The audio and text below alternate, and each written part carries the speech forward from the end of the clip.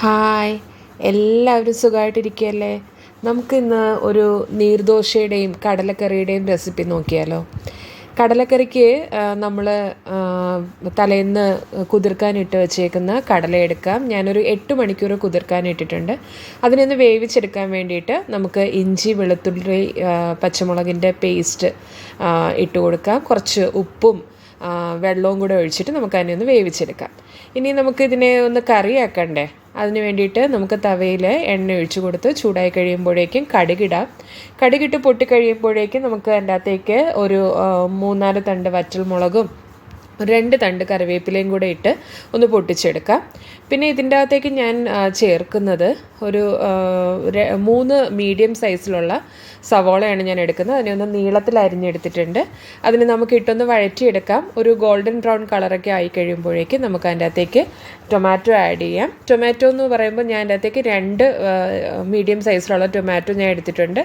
അതിനെ ഒന്ന് നീളത്തിൽ കട്ട് ചെയ്തിട്ട് നമുക്ക് ഇതിൻ്റെ അകത്തേക്ക് ആഡ് ചെയ്ത് കൊടുക്കാം. ഒന്ന് വഴഞ്ഞ് വെന്തൊക്കെ വന്നു കഴിയുമ്പോഴേക്കും നമുക്ക് അതിൻ്റെ അകത്തേക്ക് പൊടിയിടാം.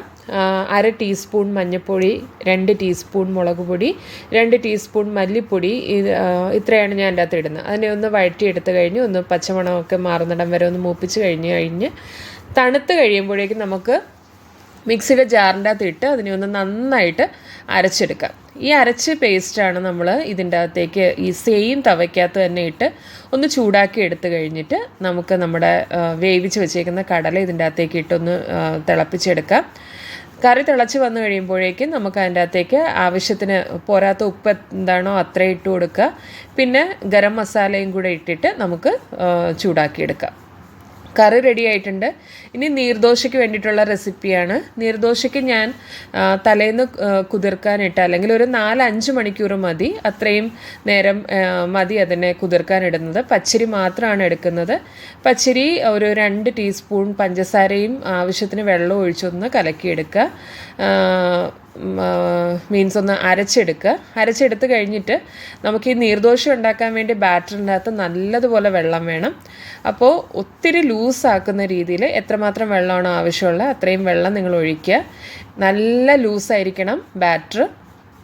അതിൻ്റെ അകത്തേക്ക് ആവശ്യത്തിന് ഉപ്പും കൂടെ ചേർത്തിട്ട് തവ നന്നായി ചൂടായി കഴിഞ്ഞതിന് ശേഷം മാത്രം ബാറ്റർ ഒഴിച്ച് ഇത് കണക്ക് നമ്മൾ ഇങ്ങനെ സ്പ്രെഡ് ചെയ്ത് ഒഴിച്ചിട്ട് അതിനെ ഇങ്ങനെ 4ആയിട്ട് മടക്കി എടുക്കുക. നല്ല എളുപ്പമാണ് ഇത് ഉണ്ടാക്കാൻ വേണ്ടി. പക്ഷേ തവ നന്നായിട്ട് ചൂടായിട്ടില്ലെങ്കിൽ നമുക്കിത് ഉണ്ടാക്കിയെടുക്കാൻ പറ്റില്ല.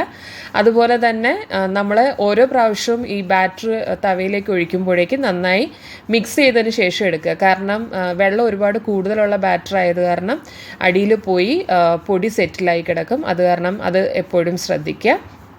നല്ല ടേസ്റ്റായിട്ടുള്ള ഒരു ദോശയാണ്. ഈ കടലക്കറി ഇതിൻ്റെ കൂട്ടത്തിൽ കഴിക്കാനും നല്ല ടേസ്റ്റാണ്. അപ്പോൾ എല്ലാവരും ട്രൈ ചെയ്ത് നോക്കണം. നമുക്ക് രാവിലെ എളുപ്പത്തിൽ ഉണ്ടാക്കാൻ പറ്റുന്ന ഒരു ബ്രേക്ക്ഫാസ്റ്റാണിത്. എല്ലാവരും ട്രൈ ചെയ്ത് നോക്കിയിട്ട് അഭിപ്രായം കമൻസിലൂടെ എഴുതി അറിയിക്കുക. നമുക്ക് വേറൊരു റെസിപ്പിയായിട്ട് പിന്നെ കാണാം. ബൈ.